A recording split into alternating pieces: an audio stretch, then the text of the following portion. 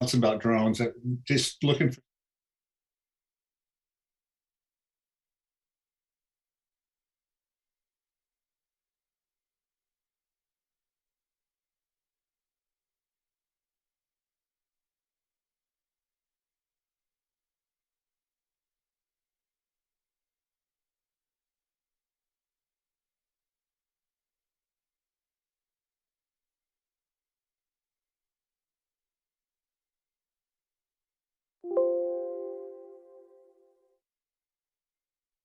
It's about drones. Just looking for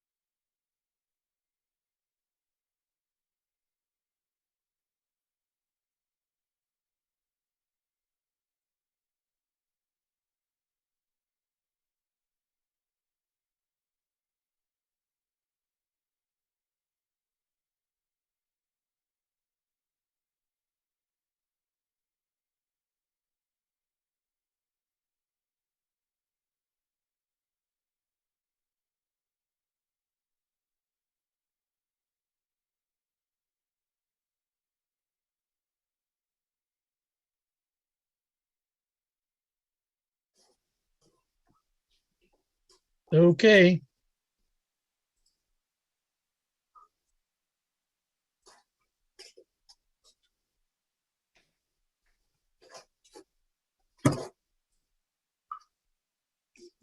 Recording in progress.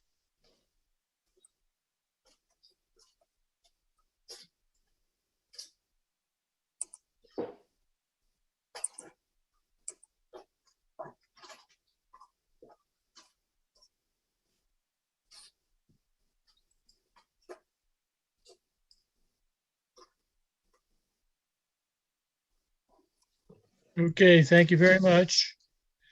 Good evening, everyone. Welcome to the February 1st Growth Planning Committee meeting. Unfortunately, Dan Saunders cannot be with us. Had a kind of a slip and fall accident and got a minor concussion, so he will not be with us tonight, nor will our secretary, Janet Powell. So if anybody would like to volunteer to be secretary, that would be a really noble thing to do. James. So duly noted. I will take Just take best notes that a 47-year-old. whatever you call it. You know, I think you caught him by surprise with that one. That was a good facial expression. No, we talked beforehand.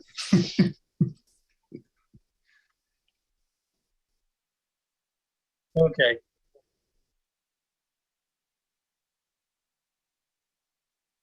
Sure. No, the expectation is I'm far from perfect either. So. Hi, Liz. You're muted, Liz. Hi. All right. I have COVID. Woohoo! Oh boy. Yeah. You're looking pretty good.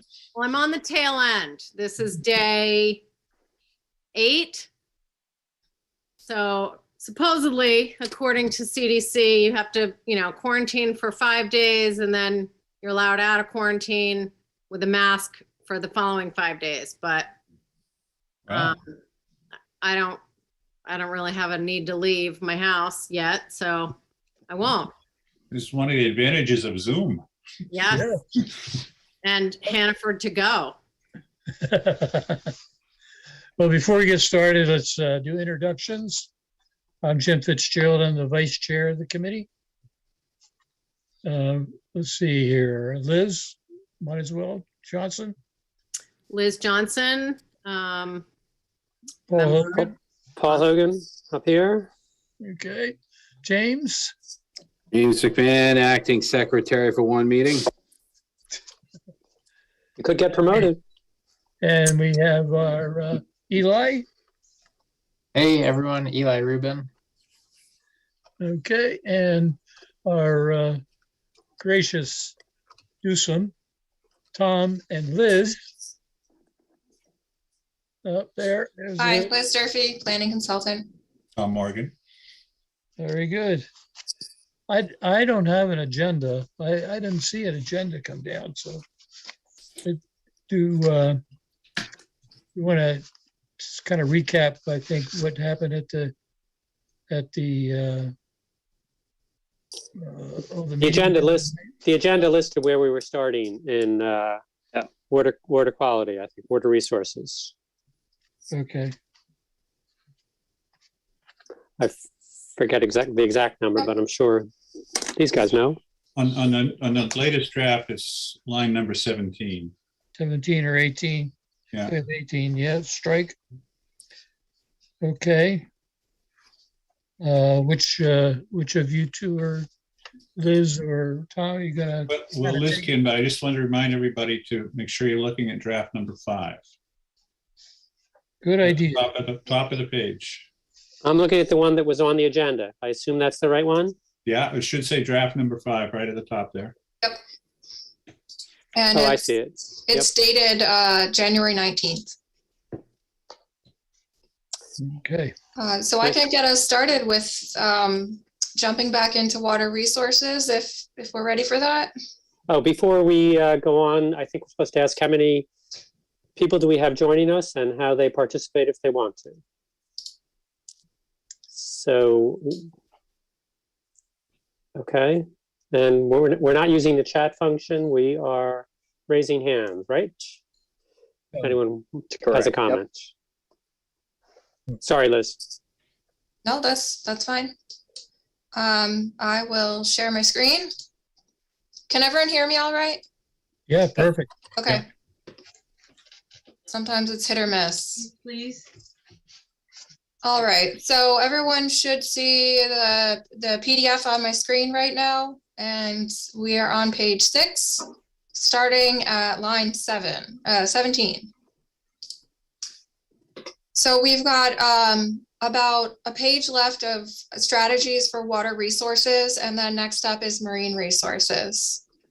And I will start with the goal: increase community awareness about water resource protection. Policies educate the public about water resource protection. And the first strategy, line 19, is include a one-page summary of resources and links to information on water quality best practices and pollutants, including invasive species, fertilizer, pesticides, herbicide use, septic failure, sedimentation, and hazardous substances in tax bills or other town-wide mailings, and post this information on the town's website.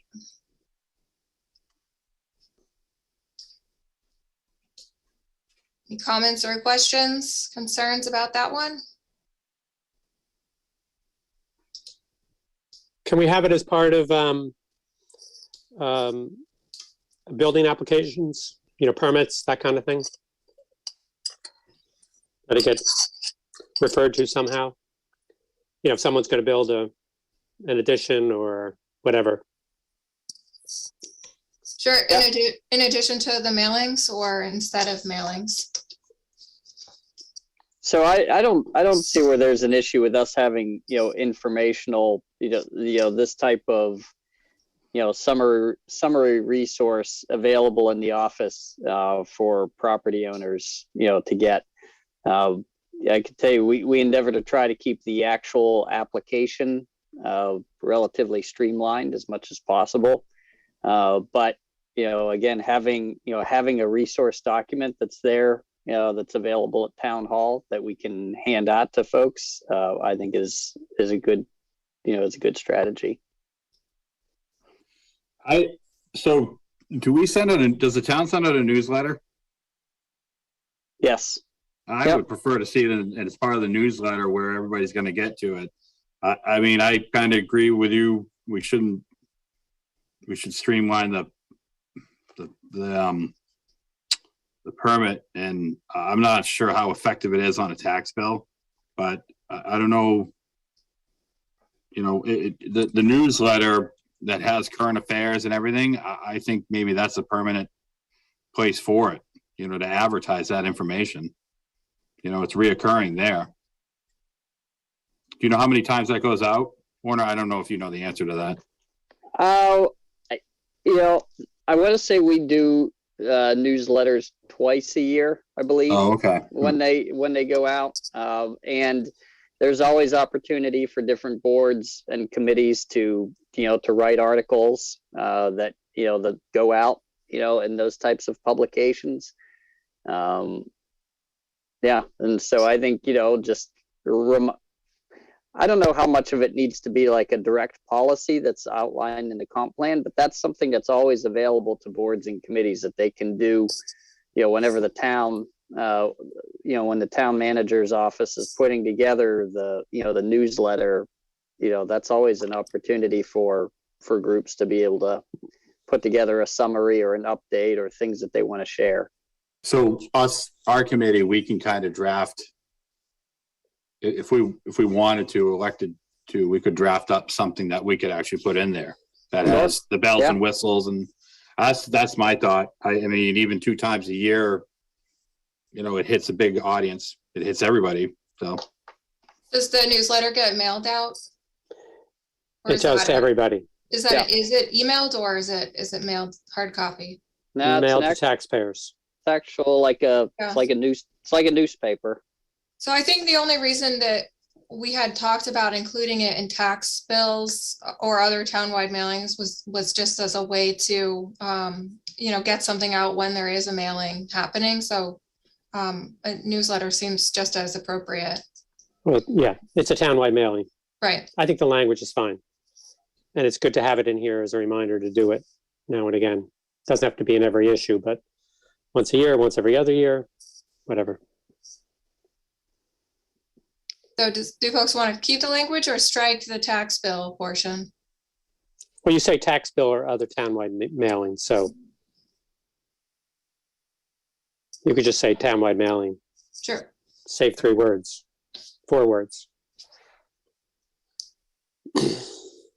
Okay, great. Next up is distribute educational material to owners of rental properties about the impacts of development, impervious surfaces, and disturbance of banks and riparian habitat on water bodies. And this is based on some discussions we had about people being concerned about visitors not really understanding the impacts of potentially their activities or on water resources. Do we think of this as more short-term rental? Not necessarily. I think just folks who maybe aren't year-round residents to be able to pass some information on to folks who are renting and or the owners of properties who aren't always in town.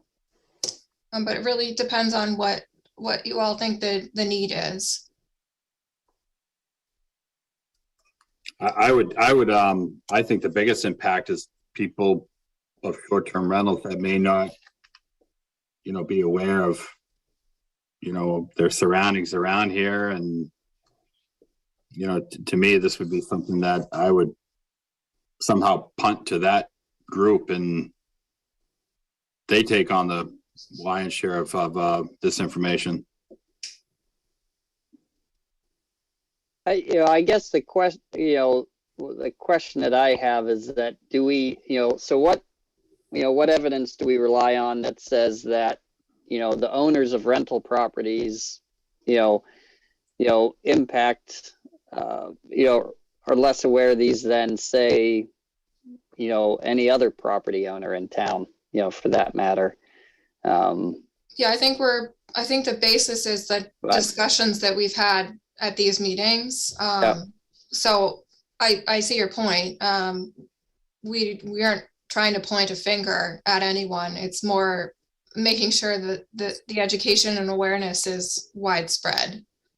Yeah, I think the demographic likely tends to be maybe new property owners, that come in regardless of whether they are, or regardless of whether they're renting or whether they're just new to town to begin with, and maybe haven't lived in a coastal community before, that may be unaware of, some of these types of things.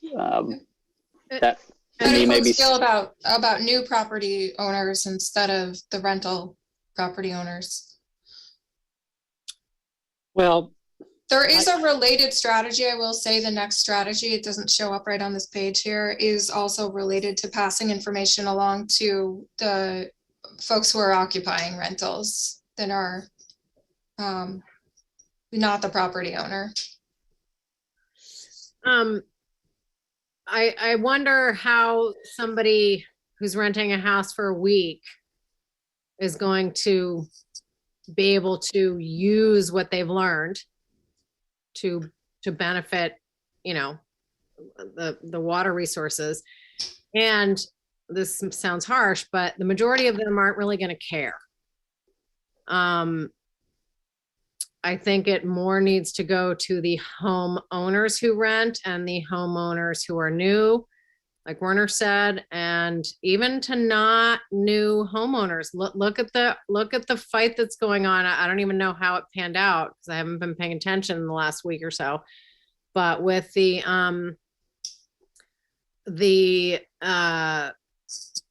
tick and mosquito spray thing with mainly grass, I kept getting email after email from them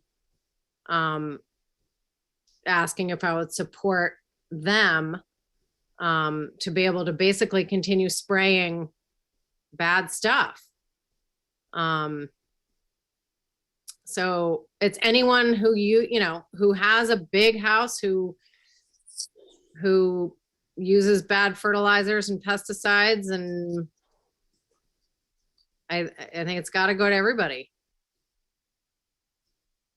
I'd say the more inclusive, the better. Yeah. Okay, why don't we just say property owners instead of new or rental property owners? Yeah, all property owners. Okay. Or the other possibility is you could eliminate the reference to who you're distributing to. You say distribute educational materials about the impacts of development and leave it up to town staff to find the target audiences. I guess, I don't know. Like, are we saying all development is bad? You know what I mean? I think No, not at all. I'm not saying, I don't want to sit here and have the government preach to people that development is bad. No one's saying that. We're talking about distributing educational materials about protecting the impacts of development. Well, That's the wording's right there. Impacts of development as it pertains to the natural area, and specifically the water. Right, but we already have, we got resource protection already in place. We already have, we have zoning for that. I don't know, I don't want us to get in a position where we're becoming preachers of the impacts of development the way it's worded here. Well, it says about the impacts of development, impervious surfaces, disturbance of banks, and blah, blah, habitat on water bodies. Right. So it's not the impacts of development as a whole. It's all that impact on the water. And I think everybody, whether they've lived in the same house for 50 years or a brand new house, should know about that, should know about the direct impact of using lawn fertilizers and tick and spray. I mean, we use it, but the organic stuff, it doesn't work nearly as well, but it's not hurting the water. And I think a lot of people just tend to turn a blind eye and say, well, I need it because we rent our house and they'll complain if there's mosquitoes. I would add that I think that education is sort of the low hanging fruit here. There are feelings that and evidence that there are impacts of development on water quality, and instead of encouraging education, another alternative approach would be to strengthen your zoning and regulations, which is theoretically going to be more controversial than starting with education, to encourage and build awareness about what the impact of development and activities are on water resources. Well, I think educating is definitely step one. Mm-hmm. So I think it's key to have these pieces in here. And just make it as inclusive as possible. Don't worry about the water bodies, just get everybody educated on it. Yeah.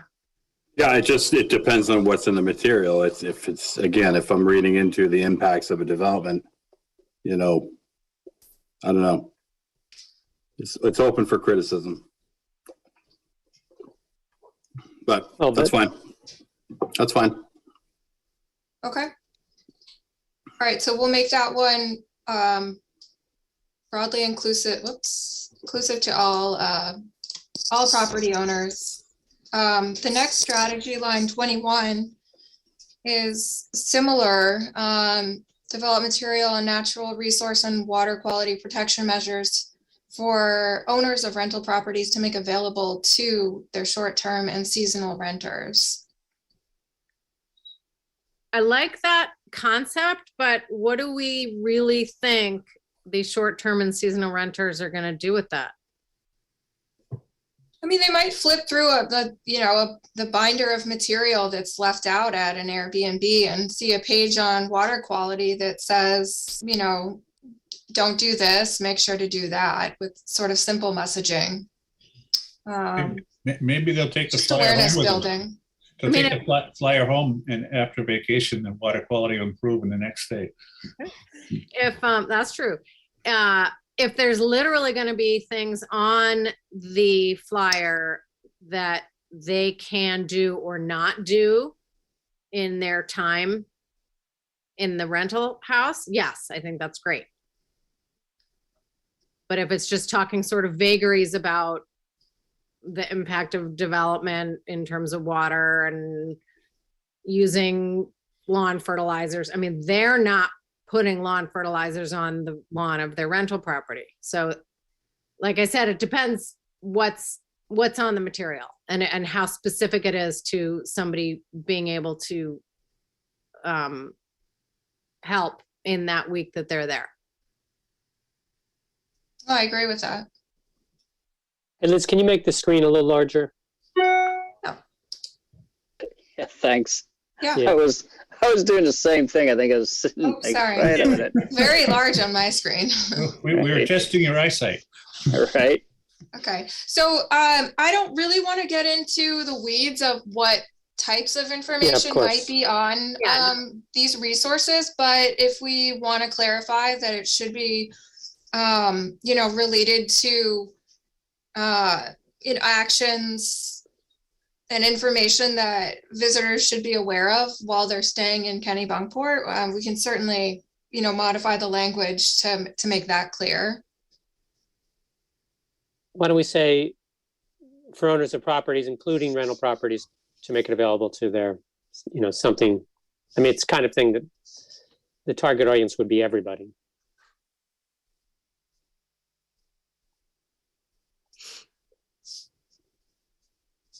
Which group is CC again?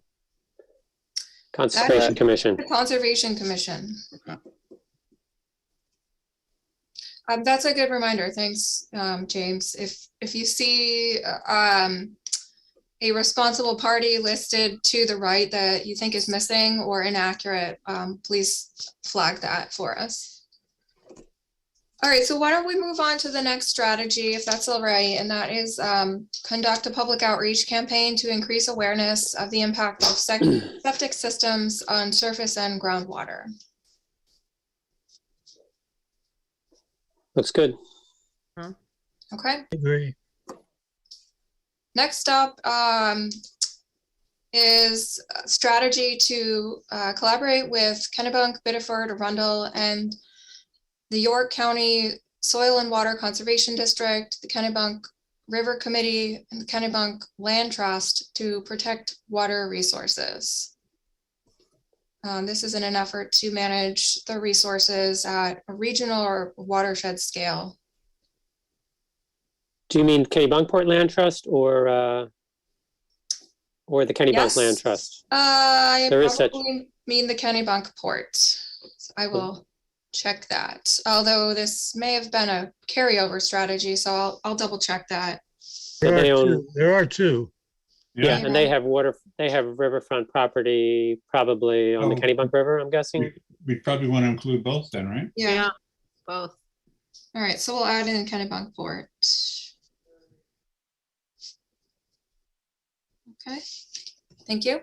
Yeah, I mean, you have an active land trust in each of those, in Kennebunk, Arundel, and Kennebunkport. I don't know about Biddeford. I can't speak to whether or not they have, an active land trust or not. So I don't know if you want to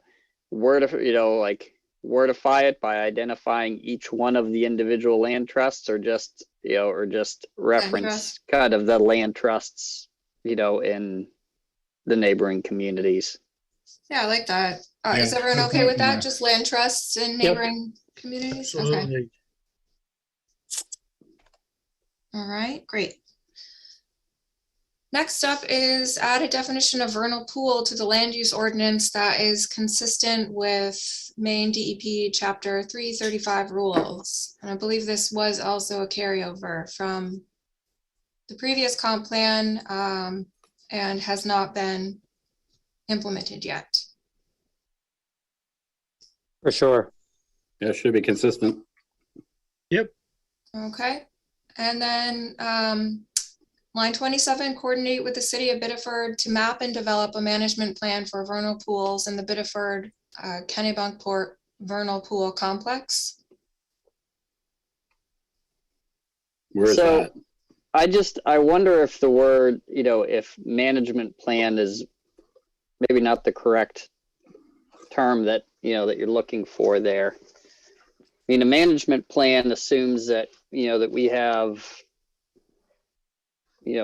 an inventory and that we have some, it's like if you have stormwater infrastructure, you have a management plan. If you have, so I think if you're adding definitions, what you're looking for, what I would think is that you're looking for some type of performance standard governing activities, in and surrounding vernal pools.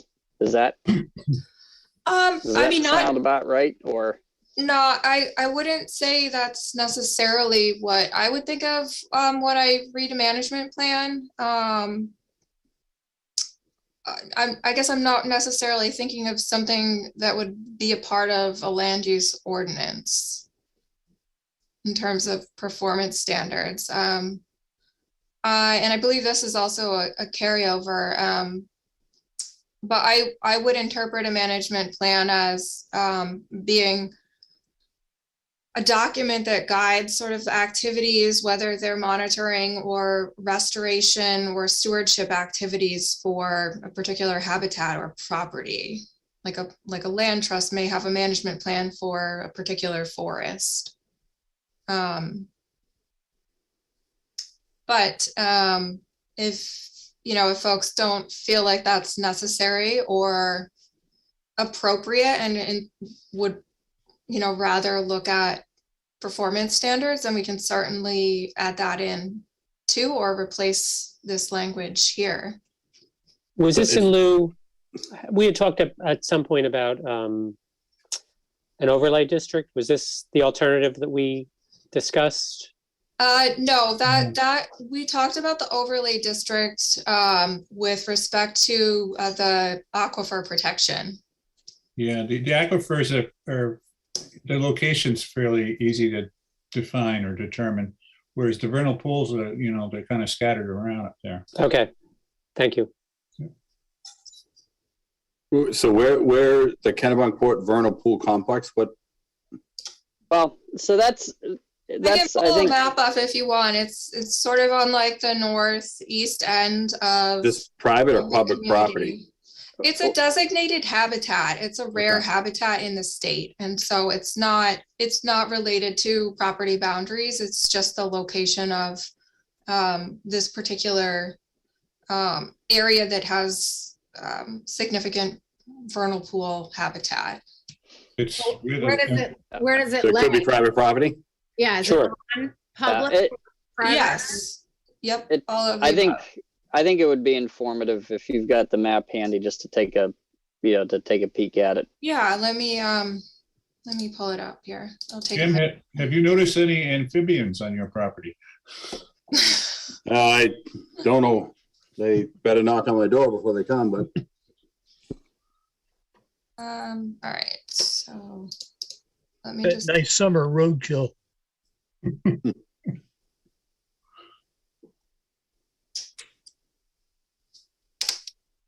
all right, just a minute. Oops.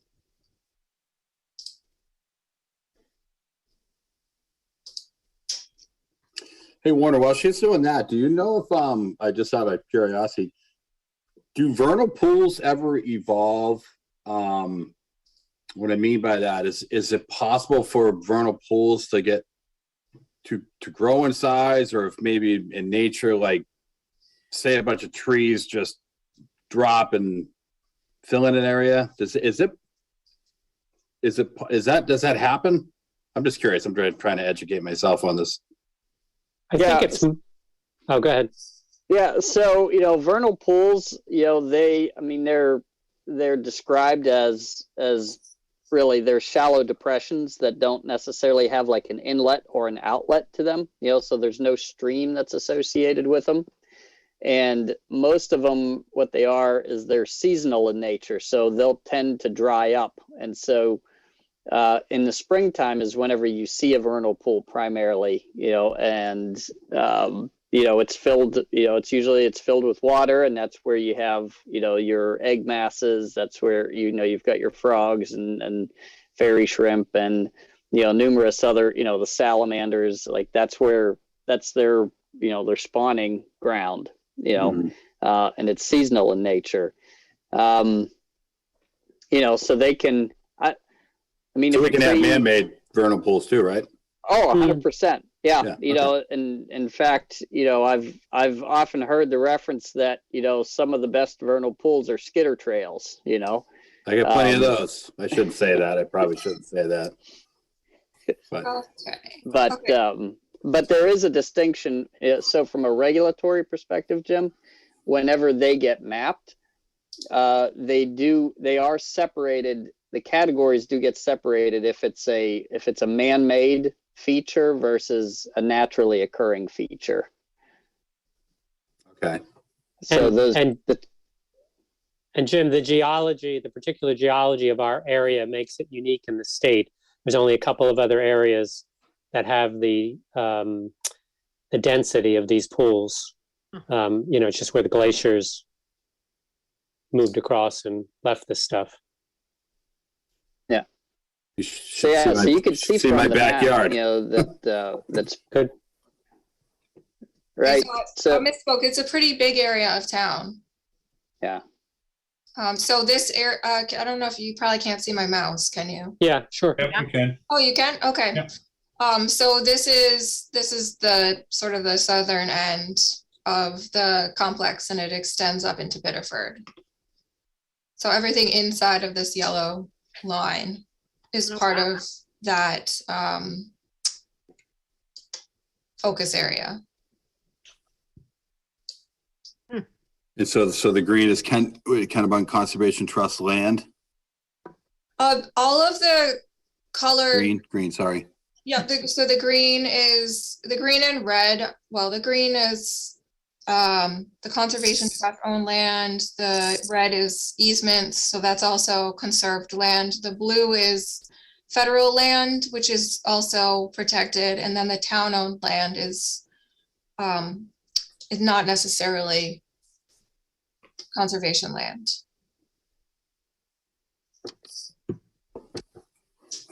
Yeah, and I think that, likely, whenever you're looking just at the shape of that area, it really wants to follow that border, the Arundel border. So just because there's a rift there between, the border between Arundel and Kennebunkport doesn't mean that land area is outside of that.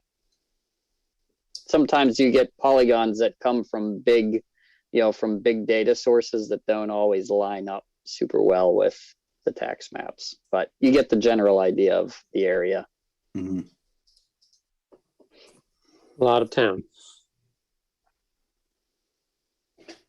Yeah, so essentially everything, what do you got there? Old Cape Road, Old Cape Road and Route 9, and the Arundel, Arundel Biddeford line, everything kind of within that area is within that identified complex.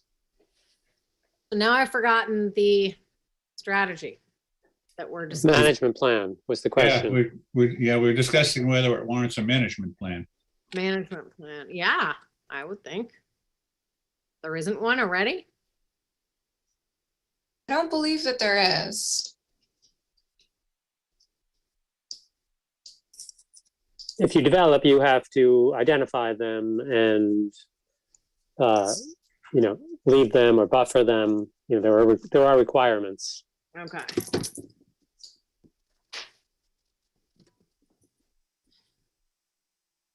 But I think most people, we have them down in the woods off the beach too, which is not in that area. Right. Are they salt or brackish or anything? Freshwater. Oh, they're all freshwater.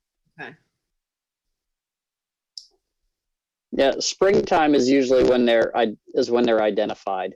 So there's a limited window. Again, because of the seasonal nature of a vernal pool, there's a limited window when you can really identify them and document them. What's the size of it? What size does it have to be? Is there a size? So vernal pools tend to fall into two groups. There's ones that are considered significant, and there are ones that are considered non-significant.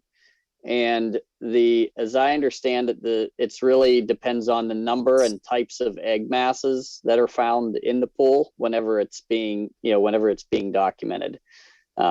I couldn't tell you what the number is, off the top of my head, but I know there's a distinction between, certain species, if their egg masses are there, will trigger a significance. And then some of them, it's just a matter of if there's a lot of egg masses in it, then that would also trigger significance. So it's not classified as a vernal pool unless they find something, unless something is determined it's there. There that's my understanding. Yeah. I mean, they look for the species. So Okay. Just because you have a wetland doesn't automatically mean it's a vernal pool. The vernal pool designation comes about if there's egg masses. Yeah, that's the only It has to concern. be seasonal in nature too. Right. That's the concern that I have is as far as if I'm speaking on behalf of somebody that wants to build a house, just because there's low lying areas, I don't want to restrict somebody from, building a house, or something like that. So, as long as there's the proof of it, then document it, or at least restrict it, Thank you for educating me on that, by the way. There are other issues with that though. And one of them is once things hatch, what direction do they go in? And that's why you have to have setbacks in order to make sure that those roots are not disturbed.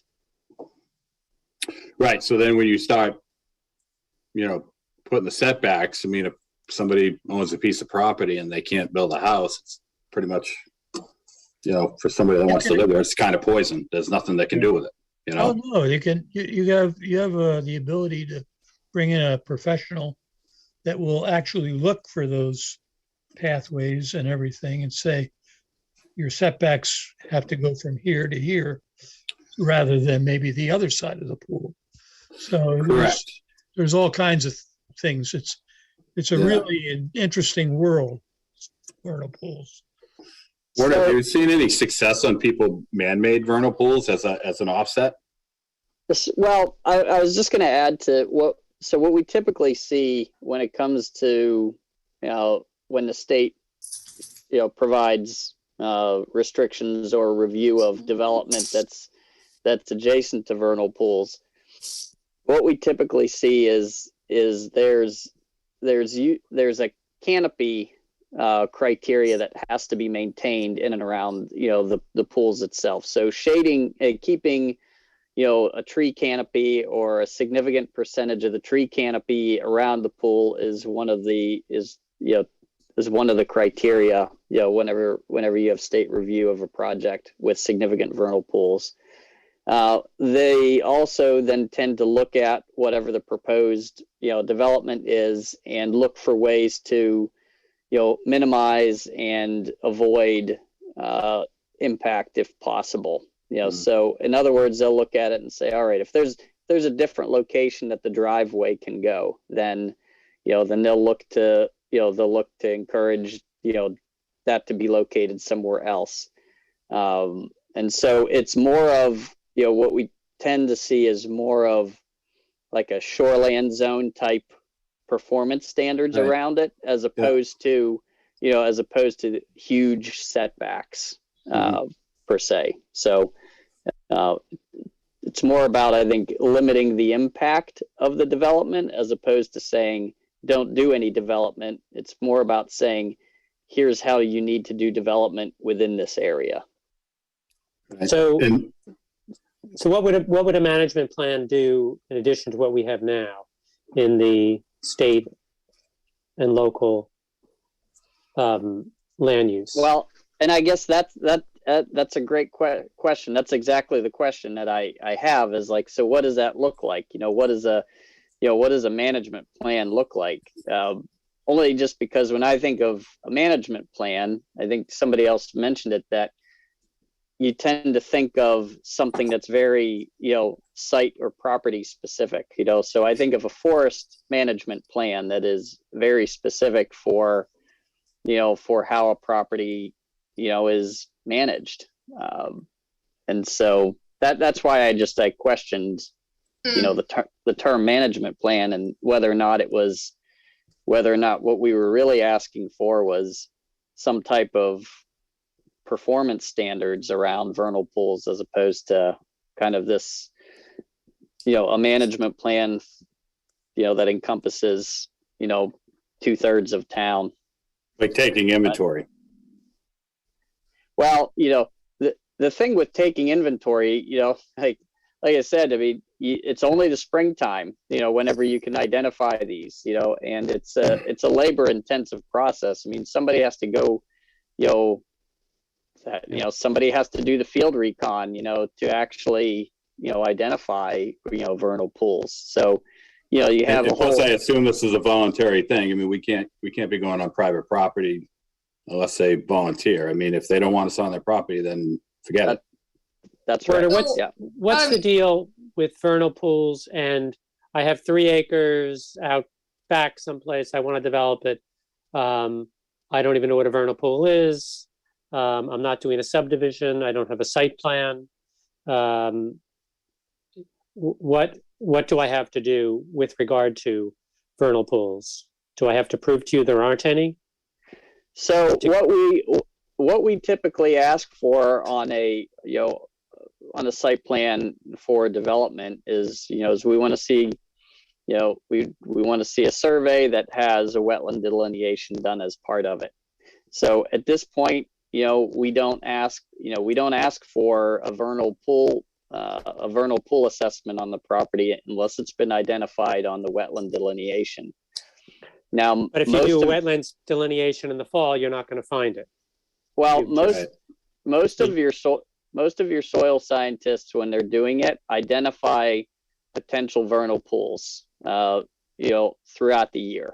If they may not be able to say whether it's significant or not, but most of the time those depressions still, are still identifiable. And a lot of your soil scientists will call out, those areas as potential. But then they're not required to, though. No, they're not required to, though. To me, that would be an improvement in terms of, within the zone, that there be some offering that you've checked and you don't have them. To me, most of the development, I don't know what the percentage is, that happens in subdivisions versus these ones, one-offs. It would seem to me that's where you're most likely going to cause the damage than in a big subdivision where you're going to find it if it's there. These guys are going to find it. Yeah, I agree with Paul. So with a development, not a one house, what's the typical time frame to starting the paperwork to actually dig in the ground, Warner? Because I mean, if you're talking like 6 months, then you could probably get that squared away within that, to get somebody in there to actually do it if it's the springtime. Whereas once somebody's building one house, if they come with you in the summer and they want to start building in 2 months, it's going to be harder. And plus, what's the cost of to an individual homeowner, you know, that's just trying to build a house on a 3-acre lot to hire somebody to find vernal pools on 3 acres? So you had there's a couple questions there that I heard. Yeah, right. You know, one would be, you know, so say you're doing a subdivision, okay, or you want to do a subdivision. I would tell you that oftentimes it really depends when you start the process, you know, when you start doing that due diligence during the course of the year. You know, so for example, you know, if you started doing your due diligence, you know, with your soil scientists and your wetland delineators, you know, right now getting ready, you'd be able to do some determinations in the springtime, and then likely be able to move forward with, you know, with an application in the, you know, summer, you know, I would say late spring, you know, summer and fall, you know, that, you know, then, you know, you're looking at probably an approval, you know, in the fall. Maybe you're going to start your, you know, your road and infrastructure construction then, but likely, you know, what I tell folks is that generally speaking, you know, that process for subdivision, I mean, you're going to spend a year.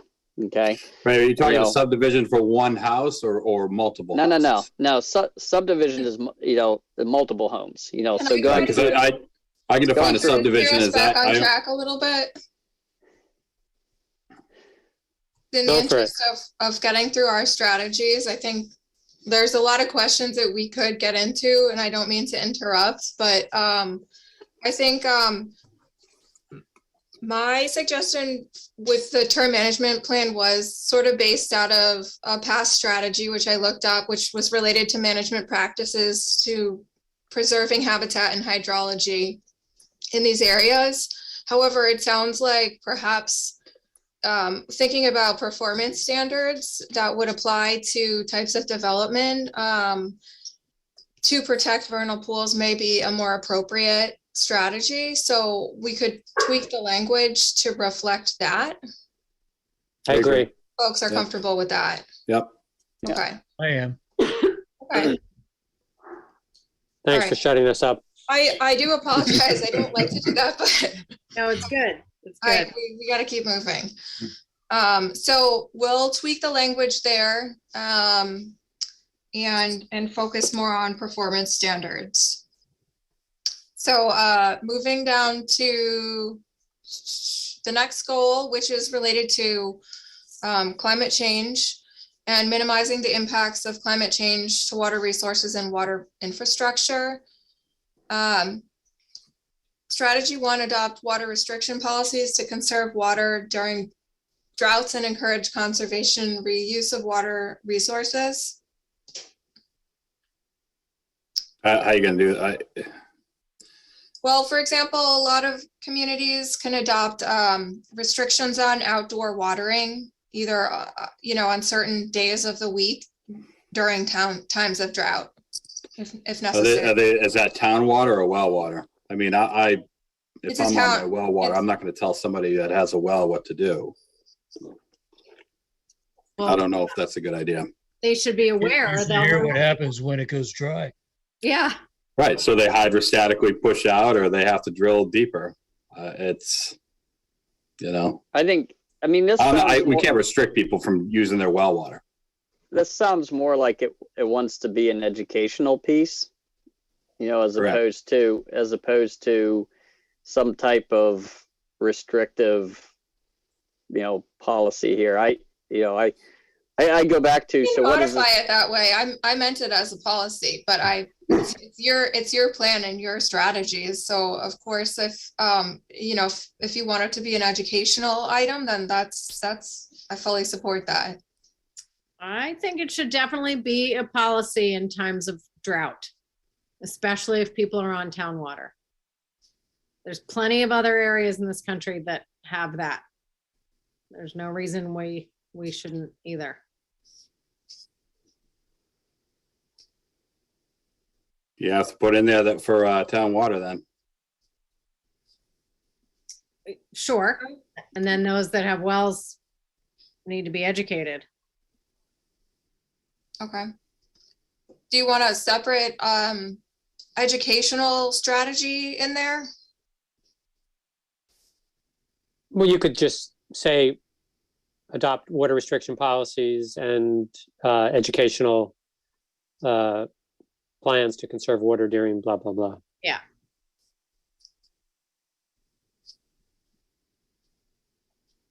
Okay.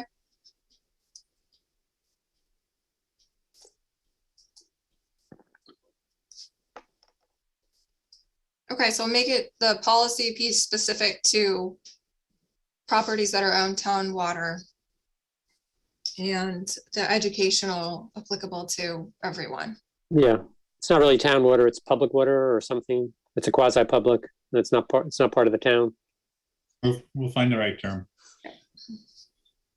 Yeah, I mean, I think that needs I think it's fine to have it here for discussion purposes. I would caution folks with pushing for policy if there's not some understanding about what that looks like practically.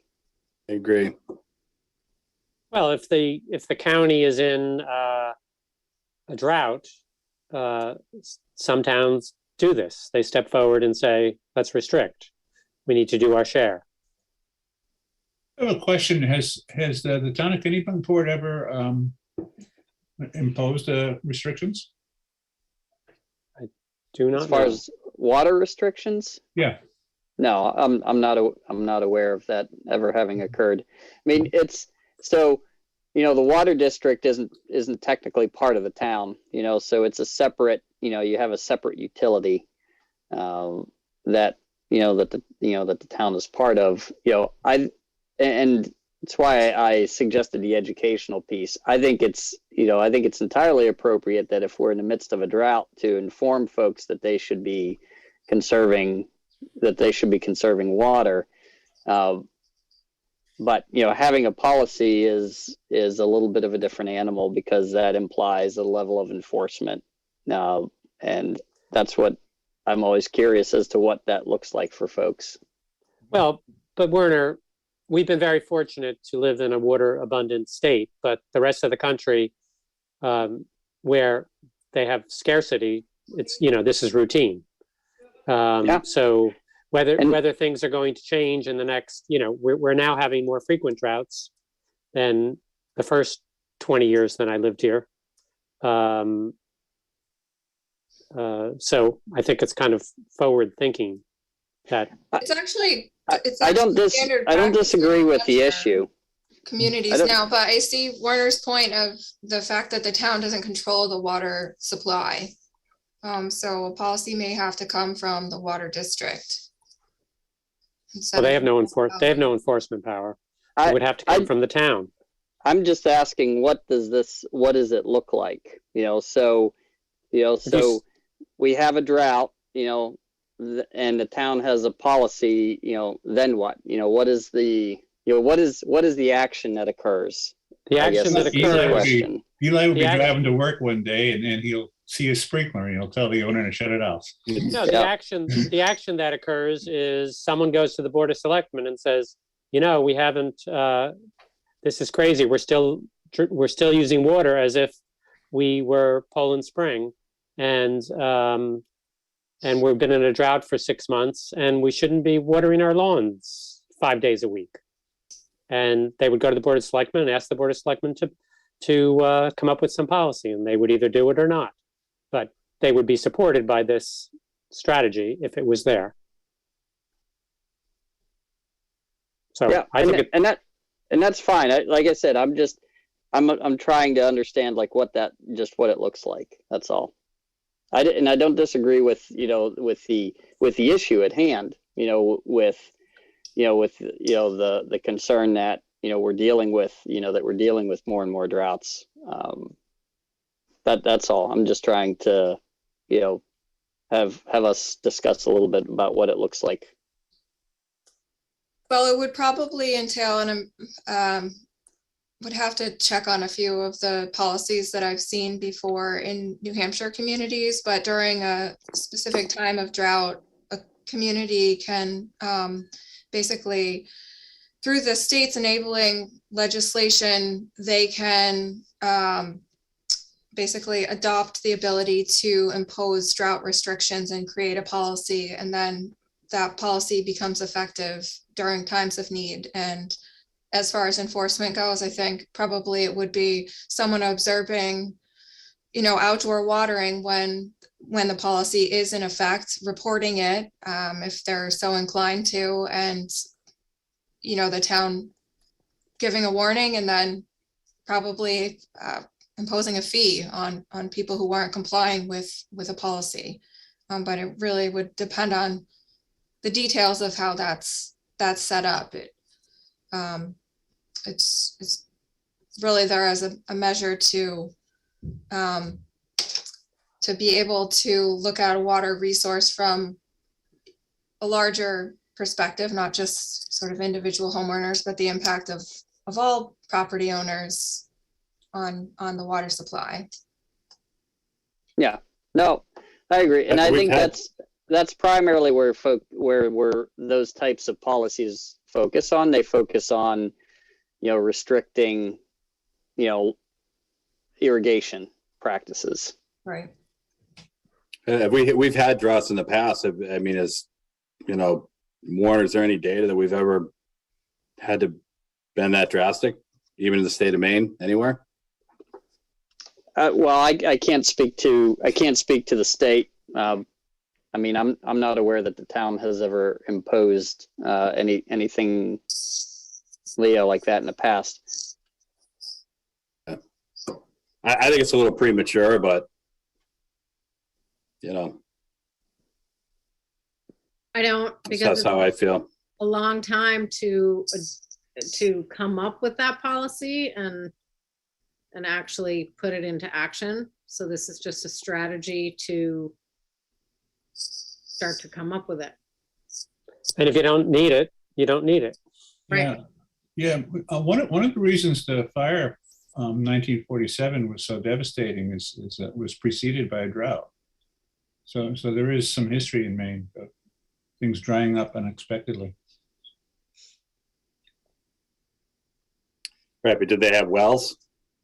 Again, we could. There's a drought, but if you still have the water table where you still have water available, it's not like you're restricted. I don't know.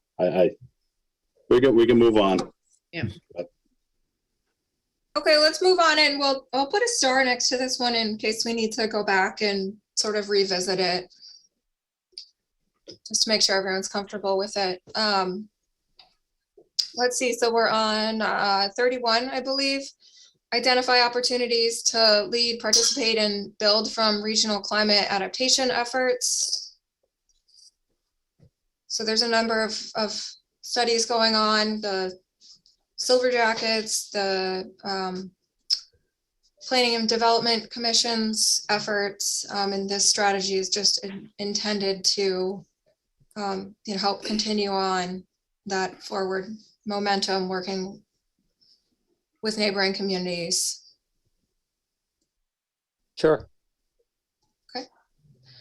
Next up, encourage homeowners to test private well water quality and to inform the town of high salinity levels that may be due to saltwater intrusion.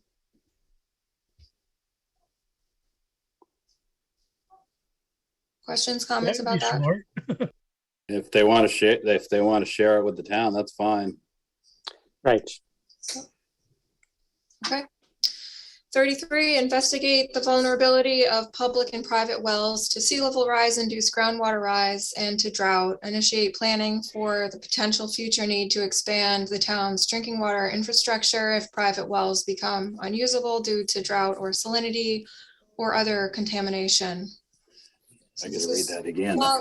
Long-term planning, but studies that could be started sooner rather than later.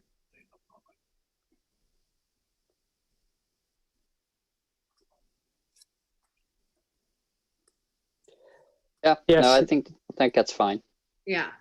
Yeah, Yeah. particularly there could be money coming from the state, like on this PFAS, there may be state money to investigate, so we should have it supported. Okay. I agree. Next, is identify and monitor buried hazards that may be impacted by rising groundwater. I assume that's already done. Everything that's buried is either identified, or when you purchase and sale, you're asked if there's any known buried tanks or tanks. anything. Yeah. Right. Or any tanks. I think it's, yeah. Yeah, I guess the monitoring piece is sort of an unknown.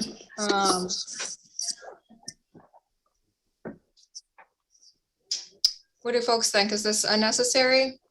I'd say this is probably a good thing for like private properties to be educated on. You know what I mean? If we're concerned with the rising groundwater, to take stock or inventory of if they do have some kind of a buried tank that, they may want to consider how it's going to be impacted. And how it might impact their neighbor. This is something I think that you typically see more with, commercial and municipal sites. Yeah. Where you have, maybe fuel tanks or other buried, in infrastructure like that.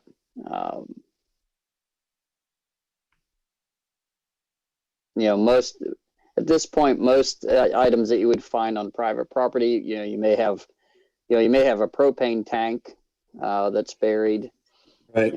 But I think this strategy would tend to deal more with, industrial or those municipal sites. This, this could be, we had found, the town had found, old tanks that were up at the, up in Cape Porpoise, up at the top of the, up by Cape Porpoise Pier, for those folks that were history buffs. And I think we've seen older pictures, there used to be a gas station that was up there and old pumps. Oh. And, and so those were, there were old tanks that were, they're long gone. They're not, they're not there anymore. But I believe there's a couple underground storage tanks that are located in Dock Square. And so I included this because I think that monitoring how close those tanks are to the groundwater level is probably something that that the town would want to keep an eye on. Mm-hmm. Another thing you might keep an eye on is very old landfills, from the mid 20th century, when people weren't paying much attention to what was going into them, and then they've been abandoned now for 50 years. But that's another type of hazard that could catch you by surprise. So what is that again, Tom? Which ones? Oh, just local landfills? Old dumps, yeah, old dumps, yeah. and that they were abandoned many years ago. So a lot of people forget the dumps are even in there. They're, the forest has grown over and everything, but there's surprises down under the ground there, because from the mid 20th century, they were dumping some nasty stuff in the ground.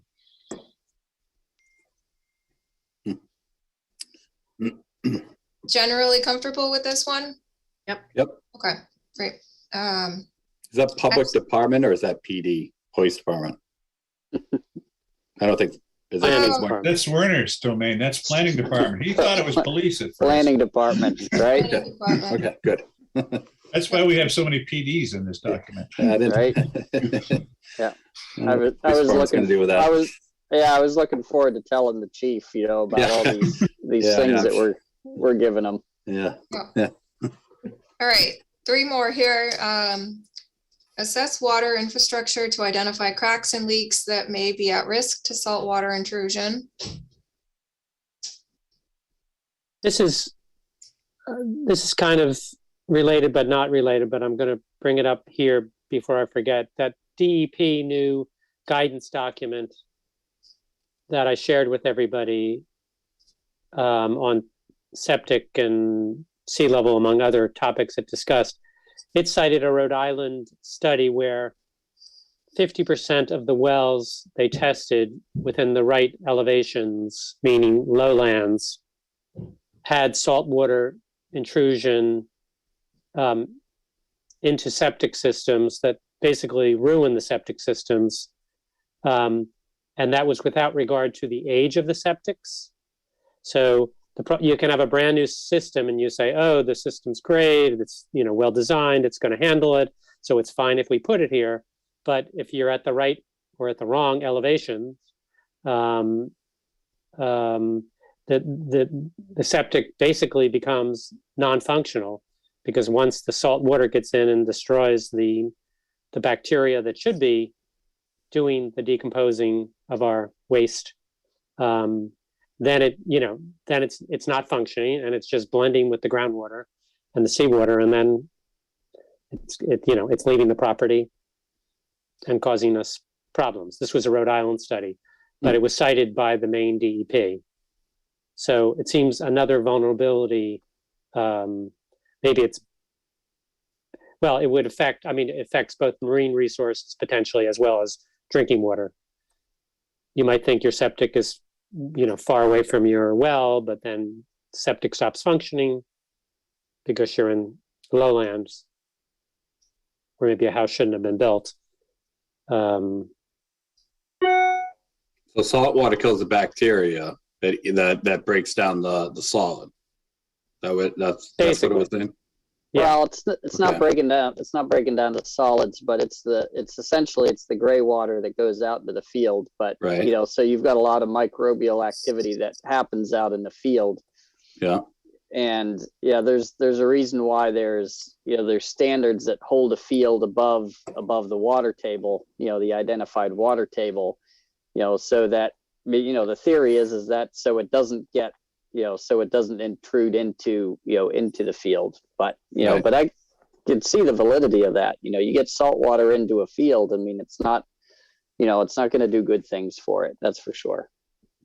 So would you like to add that as a separate strategy, or loop it in with the water infrastructure strategy? They are, I would say, similar, sort of addressing the same concern, but assessing your public water infrastructure to identify whether there are cracks and leaks is sort of a whole nother beast than looking at. Right, I agree. But I think that the septic system issue is missing from this list, so it is something that could be added in. So if they have a high level of salt in the well that gets transferred into the septic, if you're not going to want to drink that, so you're going to have to put in a system that treats the salt, the high level of salt out. That's really the only remediation then. Well, you're drinking water, but if your septic system is exposed to groundwater that has high salinity, then that's basically going to kill off the bacteria in your septic. That's going to cause your septic system to fail. Yeah, so if there's salt water in your septic that's high, then you have more. Yeah, you got some problems. So that's sort of related to strategy 33, which is looking at whether the drinking water infrastructure needs to be expanded if private wells become unusable. Right. That's what I was. The same thing about wastewater infrastructure. Yep. So we could add in wastewater infrastructure to 33. Folks are comfortable with that. That makes good sense. I like that. Yeah. How, back to 33, how does a committee investigate the vulnerability of private wells? So we had a presentation by a groundwater expert actually earlier on in this process, and she showed some examples of some of the modeling that she has done looking at where sea level rise induced groundwater rise could occur in the community. It was very high level, and it's sort of a preliminary stage to understanding what locations would be vulnerable. Mm-hmm. But aside from doing testing and monitoring, that provides kind of a spatial understanding of this area of town is likely to see the groundwater table pushed up as sea level rises. And it's really complex modeling. So process. The only way that private well owners would know is if they just do water quality test on their own wells.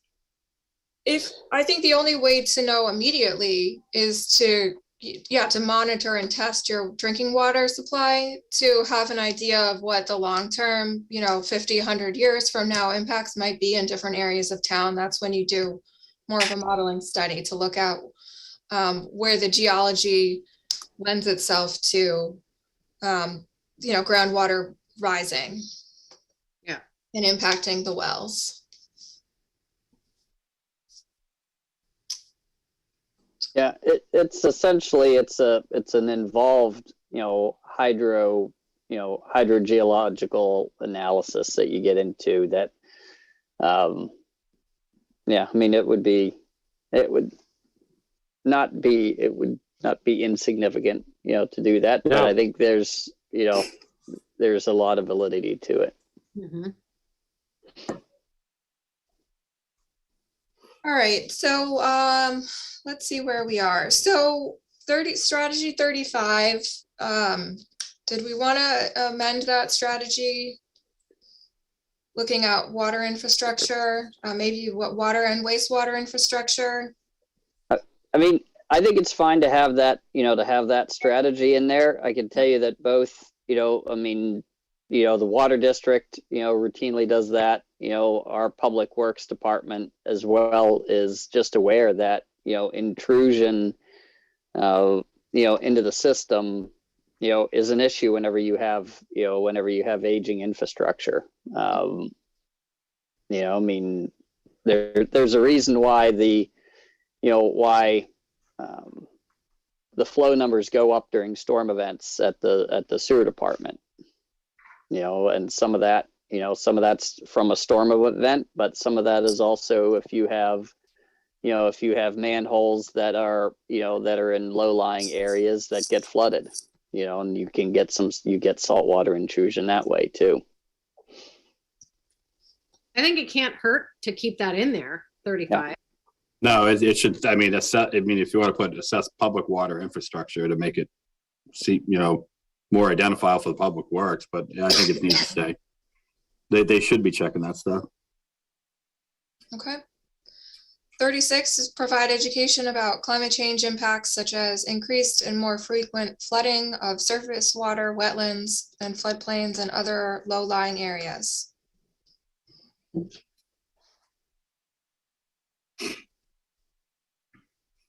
Okay, hearing no. Yeah, I think that's fine. Yeah. Okay. Should just for a sense of streamlining, if did we say we wanted we were going to kind of task this out in other areas too, as far as like literature and stuff at the town?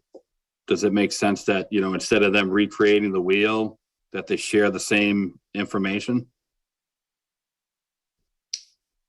Sorry. That way they're not going to be tasked out to create their own set of educational material. When you Well, say that- they, do you mean the planning department or? Yeah. I'm just wondering if we have a couple different departments or I guess department's a good term, doing the same thing, does it make sense for them to collaborate and streamline the same educational material? They're smart. We don't have to tell them to do that. Okay.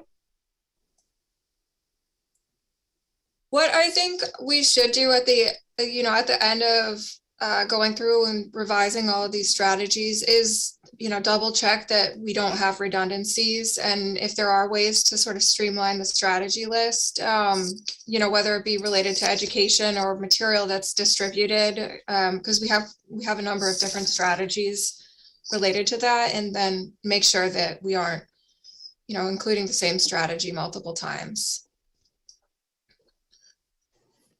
All right, last one for water resources is assess the vulnerability of registered storage tanks to sea level rise and groundwater rise and develop a plan to relocate them as necessary.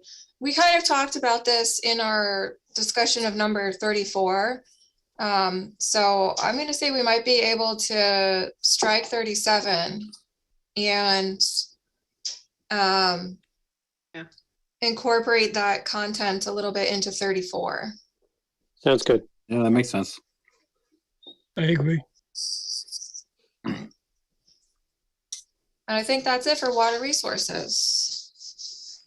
Thank you for all of your input. You guys ready for another chapter? Sure. Sure. You want me to Liz? keep sharing? Yeah, Liz, if you could share the screen, I'll do the talking. Next chapter we're looking at is marine resources. I think quite a bit of it is carryover 2012 plan, simply because you had a lot of good information and good strategies in 2012. So the goal and the policy are the same as before, and actually line number 3, the strategy is the same as 2012. Continue active participation in the Kennebunk River Committee is provided by the interlocal agreement. Comments, questions on that? Sounds good. Yeah, they've done a pretty good job for, what, 20 years now. Strategy number 5, work with the harbor masters and the Coast Guard to maintain clear markings of the channels. That's a necessity. Yes, I figured that wouldn't get too many dissenting votes. Strategy number 7, work with the harbor masters to encourage the safe operation of watercraft in affected areas. Did you miss 6? Agree with that one too. See, I'm serving up some softballs here for you guys, so just to get the speed rolling along here. Who's HM? Harbor master. Harbor master. Oh, Yeah, that's the one I knew.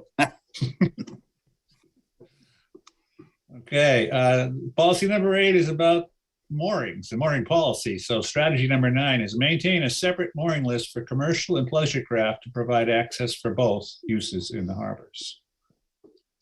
It's a policy that's been in place for quite a while. And speaking as an outsider, I think, my observation, it seems to be working fairly well. Let's do the whole thing over. Do it over again, start over? Pull everybody's mooring permit? It's fine. It's fine. Yeah, I agree with 9 and 10. Okay, any other comments on 10? nope. Okay, Well, does that include lobstermen, obviously? commercial fishermen, yeah, it's, the Yes. word fisherman's kind of a broad term, yeah. Yeah, okay. And then policy 11, protect and support the marine resources industry. It also has a lot of support in Kennebunkport, I've noticed. Strategy number 12, the land use ordinance should continue to allow marine resource uses in appropriate areas. Yes. Agreed. Strategy 13, investigate the removal of Days Mill Dam near Route 35 and other dams that impede fish passage and impact habitat and spawning grounds of an anadromous fish.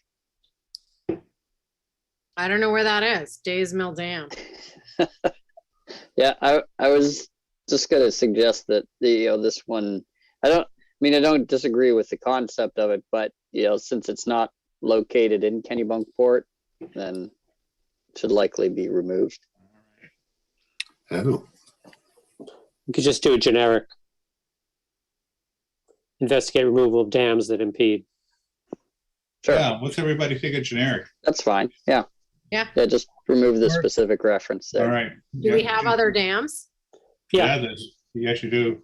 Yeah, there's a couple. I forget what it's called. Let's see. There's one by me out of Goose Rocks, Right. at least one. Okay. It can be a very controversial topic because you Oh, have yeah. a lot, Yes, yeah. it's all the swimming holes that everybody loves or created Yeah, by yeah. those dams. So well, that, and do we actually have fish? Well, Do we actually have fish that spawn? sure. We will, that. we will. It's been shown We will. that it works pretty well. Yeah. But it is Soccer's- controversial because some people like the ponds. They've had them for a while. Saco River has a big project going on to bring the Yeah. salmon back upstream. Yeah, and Nice. Liz lives in Durham, New Hampshire, and they love talking about whether or not to get rid of the dam there. Huh, Liz? They do. It's a very hot topic. Just like in Kennebunk. Anyway, it's fine to have it there. Okay, so we'll take out the reference to the Days Mill Dam. That's actually a carryover from the older plan. I don't even know where this Days Mill Dam was, but anyways, line 14, strategy, monitor and protect eelgrass from pollutants, particularly nitrogen. The importance of eelgrass is it's important habitat for Right, some of the sure. smaller marine organisms that are part of the food chain for their commercial fisheries. Sounds good. Okay. Strategy 15, reduce the flow of nitrates into nearshore waters by expanding the town's sewer service area and regulating the use of fertilizers. So you got a twofer there. It's actually two strategies in one. I'm Yes. for that. Works. Okay. Strategy 16, as the water temperature rises in the Gulf of Maine, assist local fishermen in transitioning to the harvesting of species that thrive in warmer waters. Assist. Yeah, how do you, yeah. Yeah. What does that mean if somebody comes in to do you know, I mean, we're losing shellfish, so I don't want to say an oyster farm. It's deliberately vague because, you know, we haven't tried this before. We haven't been there, but I do know that the town has a long history of providing infrastructure that assists commercial fisheries. Sure. So the town is very much involved in you know, making sure the fishermen have what they need. More than most industries. Yeah. Conceivably, you know, this could look like if there needs to be any changes that would happen maybe at Government Wharf or Cape Porpoise Pier, you know, where the fishing fleets, you know, operate out of, you know, if there's any maybe physical modifications that may need to happen. Got it. Yeah. Good point. You know, I could see something like that. The other thing I think, you know, as you know, the commercial fishing fleet tends to have to travel out further and further. You tend to get, you know, from what I understand, bigger and bigger boats, you know, and so that's making sure that we're staying on Bigger top gas of, tank. well, yeah, bigger gas tank, but staying on top of, like, you know, how we distribute our moorings. You know, you may wind up with less moorings because you've got bigger boats out there, and you know, in terms of how you have to arrange your mooring field, you know, so those are some of the potential, you know, modifications that you could see. I'm sold. Let's go. Yeah, that makes sense. Yep. Okay, number 17, adopt a right to fish ordinance. Does everybody know what that is? No. Okay, in your land use ordinance, there's a section that addresses nuisances. You know, somebody complains that a neighbor is doing something that's offensive, and Werner will look at that section to see if it, you know, it really is, if it's something that's enforceable.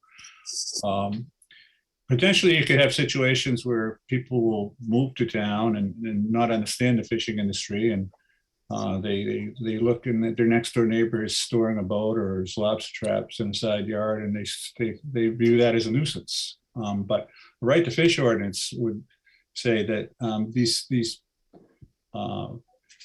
know, equipment and other apparatus that's associated with commercial fishing, by definition, is not a nuisance.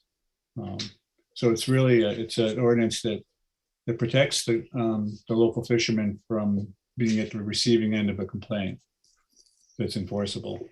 So we already have, I mean, we have that essentially in the ordinance to begin with. You know, we have identified that storage and repair fishing equipment, you know, is a permitted use, you know, as well as any, you know, associated, you know, structure that goes with that. And that's, from my understanding, has been in the ordinance for a long time. And it was, I think, intended to deal with exactly that, you know, was to protect, you know, the storage of, you know, lobster traps, essentially, and that because it's a permitted activity, that it not be that, you know, nuisance. So do you want this in here so we can say check, done, or just remove it? Sounds like we should remove it. I think it's fine to be, to remove it. We have plenty of other, supportive language for the industry. It's in there to deter the Karens from causing problems. Werner, I see your point about redundancy, but the difference between the land use ordinance and the comp plan is the comp plan is really the policy document that supports your land use ordinance. So say, for example, your cranky neighbor hired a lawyer and really kind of tried to jam up the town to strengthen the ordinance. Except it's specific to a specific policy, which we're just saying we don't really need. So maybe we could restate it in a way that supports what we do now. So, I mean, Yeah, exactly. I think it's continue to support, and protect, commercial fishermen and their equipment from being declared nuisances. As long as it's operational equipment. Is everybody good with that? Yeah, I wouldn't go and say declare nuisances. I would just say continue, to support the land use ordinance provisions that support the. Yeah, okay. Yeah. We'll come up with some Fishermen. language. I agree. Yeah. The word adopt isn't really appropriate, seeing how the ordinance has most of that stuff already. Right to fish ordinance makes me think I don't need a fishing license anymore. Oh, You used to didn't have to have it for saltwater until somebody decided to throw that in to get more money. Okay. damn government. Yep. All right. Strategy 18, support the establishment of a community-supported fishery and informal seafood sales on the waterfront. We had this discussion, it seemed like almost 2 years ago. Paul, you said, I know you were interested but it didn't quite pan out in Kennebunkport, or there is one up in Portland. We knew about that. Yeah, and they started delivering down locally at the landing school to have a delivery spot here. But I think they, right when the pandemic was starting, but I don't think it continued. Paul, who was that? Who was doing it? So, the Gulf of Maine Research Institute, Yeah. which part of their mission is to support Maine fishermen and Maine species and build markets for Maine species, species that we normally don't think to buy other than, salmon and haddock. And so they were supporting this effort when the restaurant markets fell out for these fishermen. They organized this community supported activity out of their parking lot, actually, up in Portland. But then they set up retail locations in, up north, up mid-coast and down here to I got try some, to help. Yeah. it's good. But I don't think it's a bad idea to have in here. I don't either. No, not at all. Okay, so everybody's good with 18? Yep. Yeah. All right.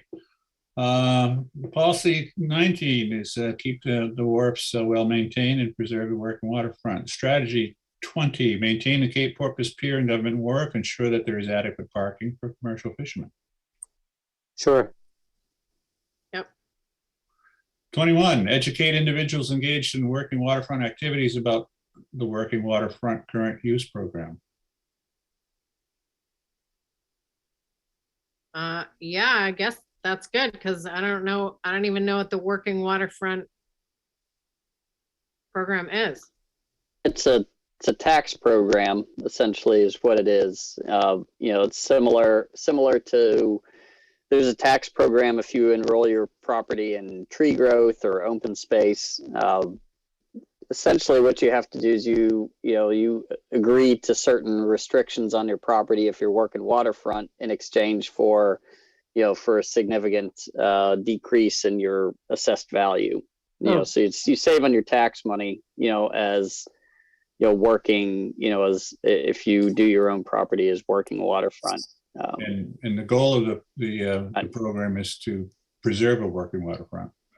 Yeah, but that's the it's a state it's a state tax program. Is what Sure. it is. And Thanks for Warner, Warner, are they afforded certain amenities like, creating a dock or having a larger ramp and stuff like that as part of that program? No, I Okay. mean, the town, the state just, enables it as a local real estate tax reduction program. Got it. Okay. Thanks. All right, that's good. Liz, could you, okay, good. No, I just said 21 is good. Leave it in there. Okay, good.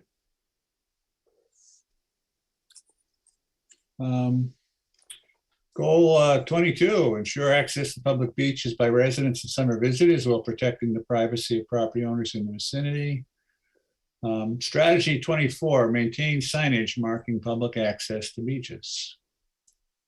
That would be assigned to Public Works.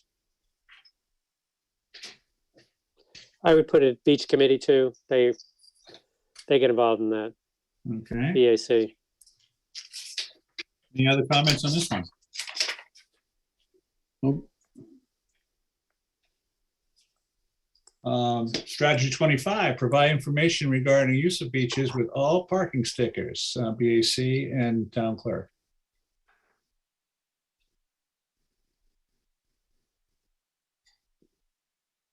Yep. Good. Yeah. That's fine. Hey, Paul, does it make sense? I know we talked about the public bathrooms. Yeah. Would we want that kind of information in that as well? Or do you know if that's in there? I do not. Okay. But that's I just didn't know if part of that the would be- that's part of the public information, I would think. And the use of the beaches. Okay. So we're good with 25? Sure. All right. Strategy 26, continue the use of police patrols on the beaches. I don't think we call them police patrols anymore.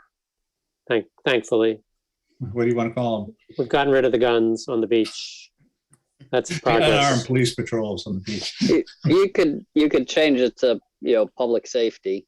Public safety. Yeah, much better. Safety. Are we talking specifically about the town policemen who go check the beaches once in a while? Or are we talking about like those volunteer?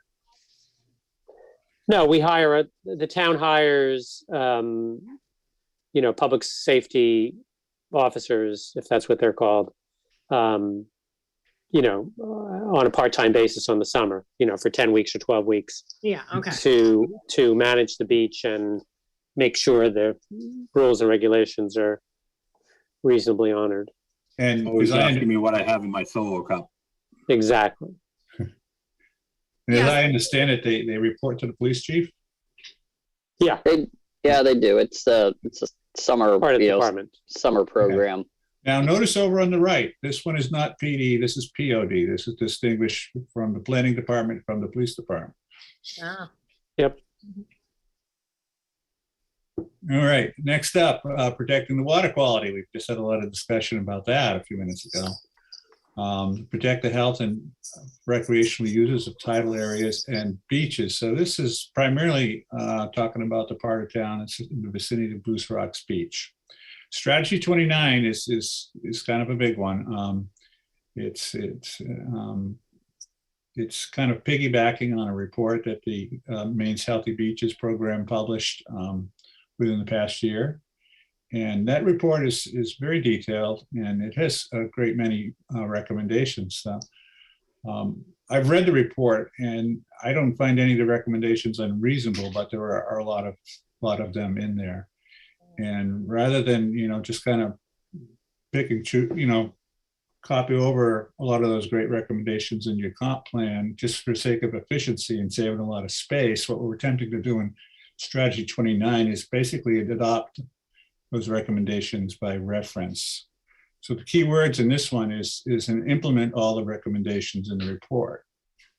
So before you say, yeah, this is great, you probably want to know what's in the report so you know what you're agreeing to. But I think it's, I mean, I think it's a good one to support, but I just want to give you that heads up that there is a lot here. Is that something you can email us, or if you've emailed it before, you can? Yeah, no, that's probably a good idea, Jim. I think it's listed as a resource on your website. Yes, I think it's I can send you a link. the whole report Yeah. is there. Yeah, Yeah, Yeah. thank you. yeah, Paul, you probably read it, no? Yeah, I don't think, you know, maybe we say implement the recommendations, say all the recommendations. I can't think of anything in there that was, that wasn't, you know, good, common sense and, you know, reasonable in approach. I would add as a strategy here, Werner or Eli, I don't know who organized it, but department just published a very nice sort of PowerPointy thing on the water quality issues relating to the rivers specifically. I think it was just emailed to everybody on the town lists, I guess. I got one. Anyway, it was very well done, very helpful and informative. So the education piece, I think, is important, mainly because the rivers are our problems, and there's two bits of information that the public needs to understand is very low tides don't swim in the rivers, and after a big rain don't swim in the rivers, particularly on outgoing tides. So I guess what I'm hearing is tentatively you guys are okay with 29, but we want to circle back and look at it again after you've had a chance to check out the report. So just a note, I'm just looking at our attendees. Looks like we have John Kreuter has his hand up. John works with water quality issues at the beach. He's one of the water testers. Yep. He's a marine biologist. Yeah. By training. Yeah, Dave, if we wanna bring John forward.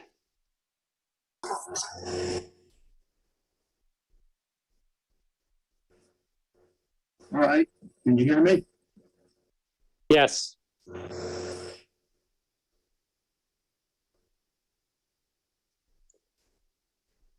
Hello? Go ahead, John. Yeah. Okay. You're all set, John. All right, I apologize for not speaking up earlier, but I couldn't get your attention. It's back on the page 8, item 11, the protect and support marine resources. I didn't see anything in there that would suggest that you should identify opportunities and areas for both algal and shellfish aquaculture. I don't know Explain. if it's an area in this document or not. That's the next step, next strategy that we're down below, is it? That I don't. The next one we were going to go over? I thought I saw something about shellfish. This is specifically, maintaining the. Yeah, that topic came up briefly in conversation a few meetings ago. And as I recall, the committee was didn't take a position. We kind of talked about it and moved on. So that's kind of where we were with that one. John, you want to give us your thoughts on what you would like to see? I think it can just be something very general. So it's just at least thought of, and it'd be something like identify opportunities and areas for algal and shellfish aquaculture. What's everybody else think of that? What's the term? Is the last word aquafilter? Aquaculture. Oh, culture. Thank you. Sorry. Oh, that sounds, I'm fine with that. Sounds good to me. So what does that mean? We're going to reseed? We're going to look for opportunities to reseed areas? No, this would be for, well, you've got one, at least there was one oyster farmer in the area, but you want to be aware of the areas that this could potentially be worked in. And it's part of a long-term plan, perhaps as things change.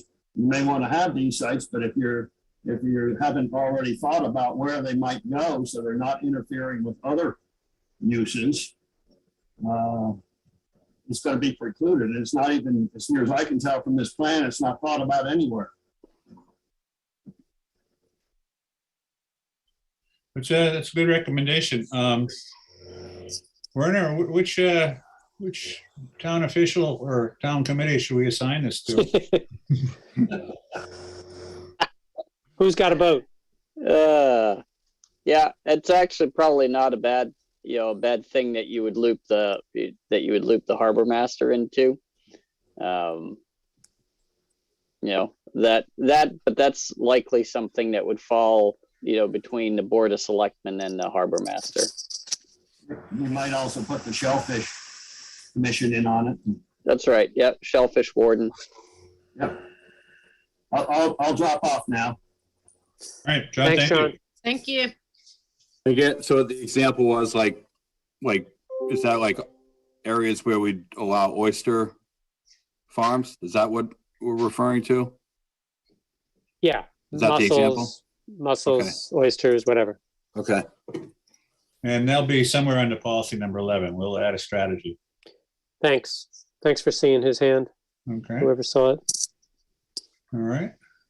So we were back at 29. You guys good with circling back and talking about that next meeting, maybe? Sure. Okay. And in the interim, I'll send you all a link to the study. Policy 30, reduce contamination levels to allow shellfish harvesting and to meet all applicable water quality standards. Strategy 31 is work with DEP to monitor and eliminate fecal coliform levels found in coastal waters. Now, the difference between this and 29 is 29's mostly about the part of town in the vicinity of Goose Rocks, whereas number 31 is townwide. Does coastal waters include rivers? Yes, Tidal. Tidal? Yeah. Yeah. Okay. But Paul, that's a good point. Why don't we use the word tidal instead of coastal? Be a little clearer. Tidal waters. Sure. Everybody good with 31? Yep. Right.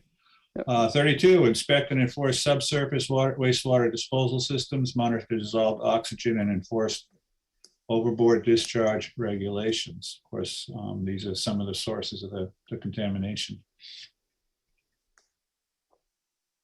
Are we talking about land-based or non-land-based when you say wastewater disposal systems? My intent was land-based.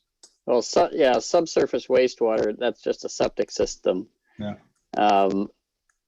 Monitor dissolved oxygen. I think, I'd like to understand what the thought is, with that specifically. Enforce overboard discharge regulations. We talked about what that was it 2 Right. weeks ago? So Yeah. So you think we're looking at redundancy here? You said there was no more of those, Warner? yeah, we don't have any more of those, in town. Okay, so do you want to lose a second sentence then? Yeah, I think it's fine. Okay. Does the dissolved oxygen only deal with the overboard discharge? That's why that was there? Well, I think that was part of my question was, understanding what that has, what that had to do with it. Yeah. This is actually carried over from the 2012 plan. I think they're all separate Yeah. monitoring items that are. Yeah. This is a 3 and 1, but we just knocked it down to 1. If John's still listening, if he has a comment on that, that's shellfish is his expertise. Well, dissolved oxygen is something that you look at when you're determining water quality. Right. So I guess that's my interpretation is it's an aggregate strategy that's looking at water quality issues. Right. But Is that like that's more fresh water? well, it's a surface water, it's a surface water question, not a subsurface water. Yeah. so that's part of your water quality, potentially part of your water quality testing. But I think if I'm correct, septic problems can lead to oxygen level problems in the runoff in, where it's going. Yeah, if it's causing nutrient overloading, but I think if you're monitoring water quality, you're going to collect data on other Right. parameters also. Yeah. So I think maybe either, break this one down a bit or, expand on different portions. Yeah, I think if you're going to mention dissolved oxygen, it should be referenced in a water quality testing area. You mean? What number is that again? I've lost it.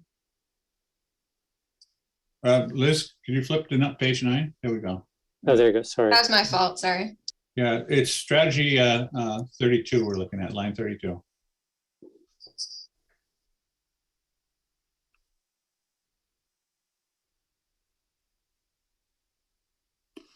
Yeah, all right, so it makes sense now. I mean, if we're talking about shellfish. Yeah. I think that line, What do you say, Paul? just the first sentence, inspect and enforce subsurface water disposal systems. What do you mean by enforce?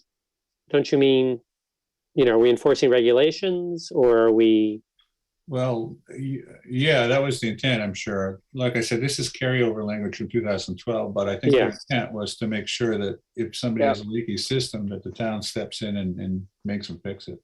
I think what you add to that is after the word, so change the word system and add the word rules so that it reads inspect and enforce subsurface wastewater disposal system rules. Much better. Okay. Yeah, that's a good one. Thank you, Werner. So what do we do with the second sentence? You're gonna leave it in, modify it, or take it out? There's ongoing monitoring, isn't there? No, Oh, there's not monitoring that's part of, the state. there's not ongoing monitoring.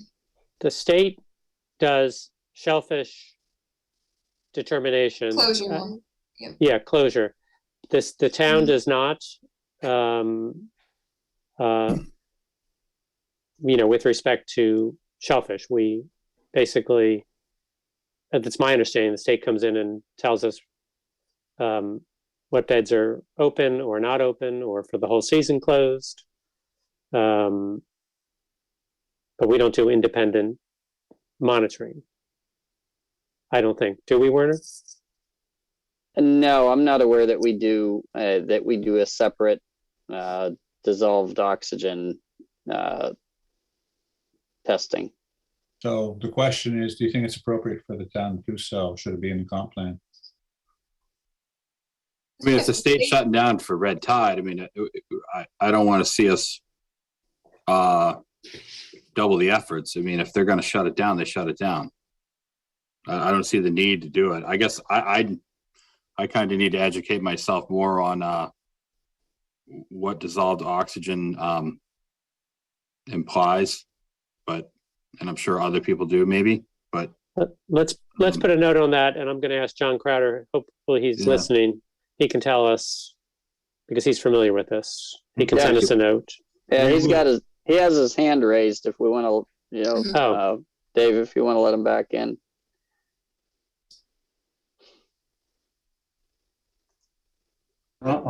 Since I was asked, I'll make a couple of comments. I don't see what the dissolved oxygen has to do with the shellfish things. The state monitors bacterial and fecal coliform levels. That's in your first thing, and you ought to work with them to find out sources of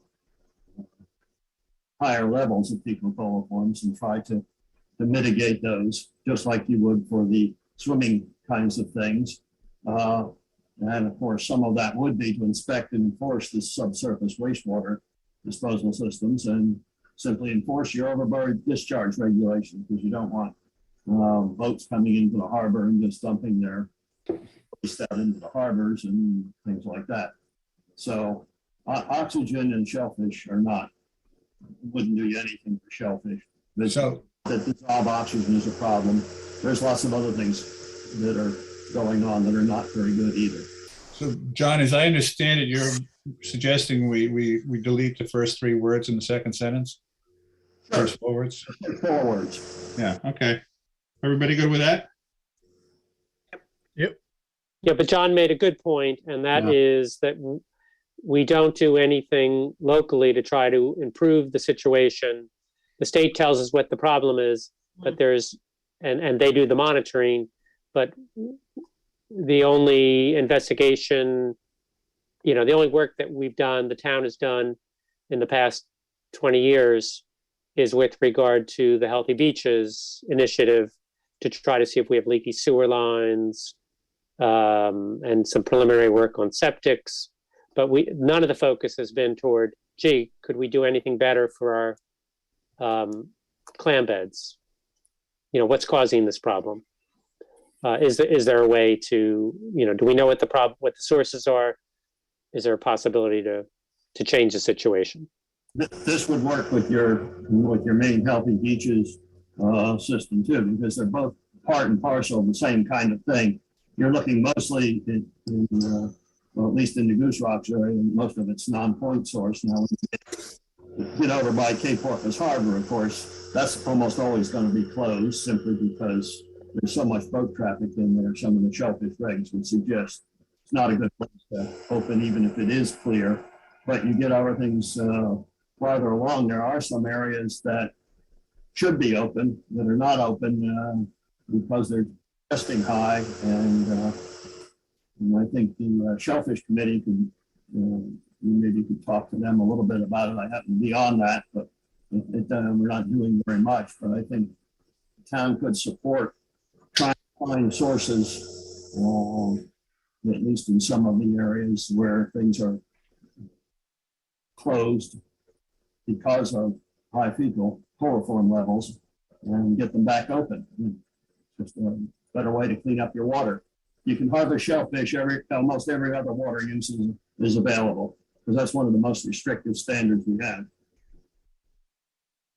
So is there a way we can expand on 31? Because we're covering, the elimination of that fecal levels. Is there a way we can expand on that to cover what Paul's suggesting? To somehow put that in that strategy?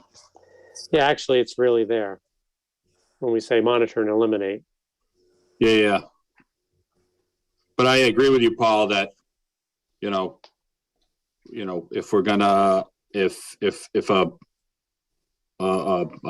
some part of town is shut down, they can continue to shut it down. But what are we doing to improve that situation so we don't have to have that all the time?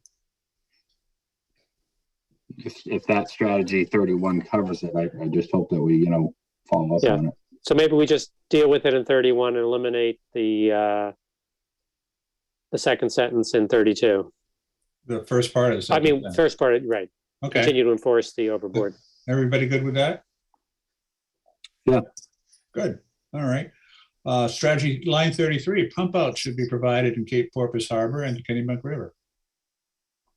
Werner, what's the status of that? Are they, are we still missing pump outs up there? Or?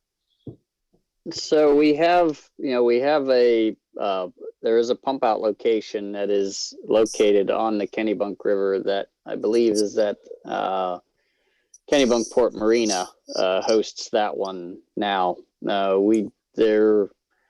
was a pump out barge on the river for a while that fell into disrepair, and I don't think was probably managed very well. But now, like I said, Kennebunkport Marina now has a publicly available pump out, for folks to be able to use on the river. I don't believe we have anything that's available at Cape Porpoise Harbor. So do you think it's a good idea to have one in Cape Porpoise? I think it's important to keep this as a strategy, that's, something that should be, kept in mind, anytime you've got pleasure craft. Okay, so you're okay with the wording as is then, huh? Yeah, I think that's fine. How about everybody else? Sure. Yeah, that works. And can we, does it make sense to add on there and educate people of that particular site you were talking about, Warner? Yeah, I think that's, it's fine to have it, some educational language as part of that. If you're going to have the strategy, you want people to know that, it's there if it's there. Okay, we will add some language to that effect. Any other comments on 33? I guess hearing none, we're good with 33. Strategy 35 concerns salt marsh. Maintain the cooperative agreements with the Rachel Carson Refuge staff to develop a program for management and education. Yeah. Yep. Cool. Guys are really picking up the pace here. Unfortunately, it's almost 8 o'clock. Yeah. So do you want to move on to a next chapter? You got 4 minutes left, or you want to call it a night? I would think I'll just call it a night. I gotta make sure I got my notes in order. Good for you. We finished the marine resource chapter. Yes, you did well. All right. Right. Yeah, 3 pages tonight, so good progress. Well, my notes won't be 3 pages. It's more like 3 sentences. Well, yeah, but with the marine resources, it was a lot of motherhood and apple pie in there, stuff that was hard to vote against. Yeah. So if we just, with the last couple of minutes, I just, want to talk with the committee a little bit about, where we're at in terms of, how the comp plan is progressing here in terms of, our budget and kind of time spent. So as you all can imagine, with when COVID hit us, it put us into a hiatus, here for a bit. We've also, we've been fortunate that we've had Tom and Liz, sticking with us, through all of this. And so, I think when we look at kind of time spent, we've spent probably a little bit more time than, what they've anticipated, that we would be doing. So we talked a little bit, Eli and I met with Tom and Liz, and we talked a little bit in terms of what this looks like, because we are going a bit further and taking a bit longer than I think what we originally thought we were going to be doing. So what I'd like to do, with Eli and myself is that we'd like to, where we're running through the strategies that Tom and Liz have developed. So I'd like to, for the next couple of months, have, instead of you all having, essentially 4 of us, here, in terms of, kind of staff support, that Eli and I can take over walking through the strategies with you all. And then, of course, we'll continue to communicate any of those changes or modifications that you all make, to Tom and Liz, so that those documents, stay updated. And then, just trying to be mindful in terms of where we're at with, with our budget. So we do have some remaining funds as well in the, in the committees, the committees line, and the planning department also has some additional funds, but I just want to be a little bit more cognizant of where we spend our resources. Makes sense. Makes sense. Yep. It works. Good. Okay. So Tom and Liz, Eli and I will be in touch just so that we can, make sure that we've got all our kind of updated documents ready, and we'll work out a good schedule in terms of, how we're going to communicate, those items, back and forth. If that sounds like a plan. Whatever the committee desires. I was going to mention one other element of the plan, and that's volume 1. We've been doing some work on that, and that's getting closer, ready for a presentation to the committee. So I just wanted to give you a heads up that that'll be ready for you guys to look at probably before the month is out. So Excellent. should we interrupt strategies and stop for that, or try to push through strategies? It's up to you. Liz and I were thinking we give you guys a break from strategies to look at volume one, just to change it up a little. So is that something that, are you all ready to do that for the next meeting, you think? Oh, I would say maybe the second, well, that is the second meeting in February. Possibly. What do you think, Tom? Or next meeting or the following meeting? Maybe the following meeting, Okay. because Okay. we always send everything out a week in advance, and so that's really a few days from now. So we need a little bit more time to Yeah. Okay. kind of get it in a decent state. So, And just so maybe the remind, first March meeting. just Yep. remind everybody, volume one is the kind of the abbreviated version of the plan, 10 to 20 pages, and it's meant for, wide scale distribution as opposed to the bulk of the plan, which is really quite a lot of material. Okay, yeah, so we can just make sure that that's an item that we make sure is on the agenda there for the first meeting in March. Sounds good. Good. Okay. Great. Jim, do you want me to make a motion? No, Yeah, why don't you make a motion on minutes, please? Sure. I'd like to make a motion to approve the minutes that Janet sent around a week ago or so.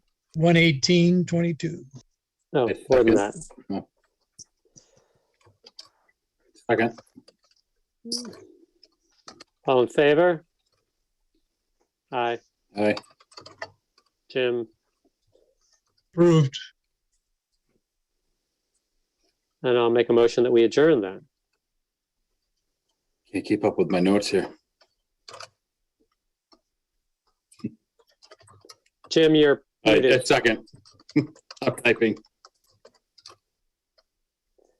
Yeah, Jim Fitzgerald, you're muted. We can't end this meeting until Jim comes off mute. There he is. Hello, everyone. Yes, we can, you made a motion to adjourn. All those in Seconded. favor? Aye. Okay, we'll see you in a couple weeks. Thanks, everybody. Have a good night, everyone. Aye. All right, take care.